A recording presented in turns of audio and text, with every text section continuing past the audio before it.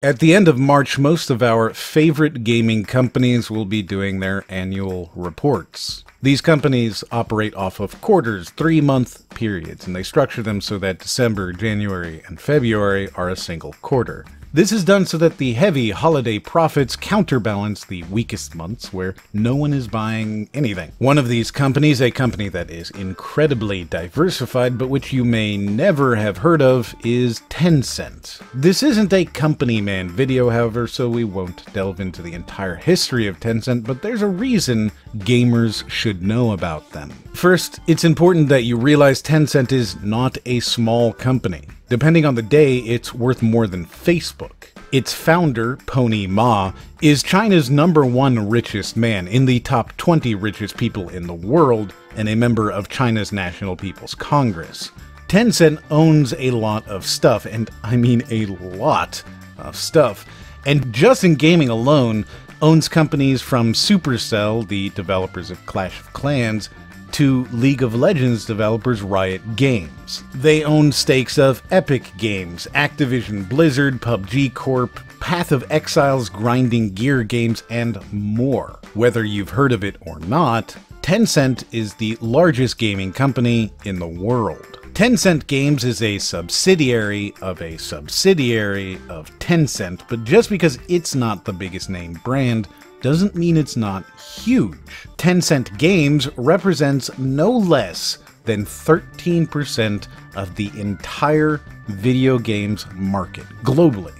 They are one of the largest publishers. Honor of Kings, which makes $1 billion a quarter, is a Tencent game. You might know it as Arena of Valor. And this doesn't even count the games Tencent invests in. Ubisoft, they own a minority stake, so when you're playing The Division 2 or Rainbow Six Siege, you're playing a game funded in part by Tencent dollars. Played a battle royale recently? PUBG, Fortnite, and Ring of Elysium are all published by companies Tencent has a major stake in or owns outright. H1Z1 has ties to Tencent as well, and there are rumors in the mill that EA and Apex Legends might be in talks with Tencent too. See, in China, you have to get approval to release a game. Every single game must be individually approved by the government, and there are several agencies whose sole purpose is to ensure that these games meet their governmental regulations. Tencent, along with another major Chinese gaming company, NetEase, are basically the go-tos for gaming in China. So when a game that isn't already owned by Tencent wants to get into the Chinese market, they go through a partner like Tencent. Since March of 2018, very few games have been approved in China, as China has restructured some of their classification administration, and recently has even asked that new games not be submitted at all while going through the backlog. This means that Tencent hasn't monetized a new game in a long time, including PUBG, Fortnite, Monster Hunter World, and many others.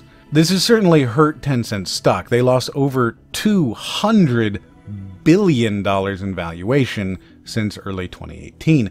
But this is a company that is diversified and profitable. They own a PayPal-like company called Tenpay, and they make movies, and they own WeChat and invest in Snapchat and run China's largest music company and China's largest animation company, a Twitter rival, an eBay rival, a Google rival, even its own credit score like Equifax. It is insanely profitable and very diverse. All of these games are simply waiting for approval from the Chinese government, and then suddenly Tencent is monetizing them in one of the world's largest economies, and Chinese players want to play these games. They do play these games by using the not quite legal in China method of playing them on Steam. So Tencent is watching this and is making a Steam competitor too. Tencent owns a huge slice of all gaming, and they continue to grow and expand in huge ways, and shockingly, no one seems to realize it except the people who own Tencent stock. Even I didn't realize what this logo meant when I saw it at the beginning of 2016's Warcraft movie. It's entirely likely that Tencent will continue to grow and become even bigger once China actually allows them to publish the huge backlog of games that they have lined up for, again, one of the biggest markets in the world. It's even more likely that they will continue to invest in game companies outside of China, both in order to increase their own profits, but also to extend their network and reach with regards to being the premier partner for Chinese versions of these games. You may not see Tencent Games anytime soon when you start up your newest AAA title, at least not yet, but it's definitely a major player in the gaming market. It owns or has investments in so many gaming companies, and any one of them might be the next huge developer to suddenly be worth billions of dollars, each one of which is funneling a portion of that value back to Tencent. This is the largest gaming company in the world, and there's a good chance you've never even heard of it. That's not necessarily scary or ominous or even controversial. There's a lot of companies that are very powerful, influential, or just plain wealthy that you might never have heard of. However, gaming is something we still look at a bit differently. It's no longer small mom and pop shops, companies with 5 employees coding games in a dingy apartment and then selling them over the phone. Gaming is a big boy industry of over $100 billion in revenue, and yet we still like to think of it as a smaller niche hobby. Tencent just helps to show how it's not. Have you ever heard of Tencent before today? If you had, did you realize they were as large as they are? I don't think most people really realize they're the biggest, and yet they see revenues that are over twice what Activision Blizzard sees. And Tencent even owns a part of them. If you enjoyed this video, please consider sharing it. If you're new to the channel, please consider subscribing. And if you want to watch another video, you can do that in the corner right now. And as always, we'll see you on the next one.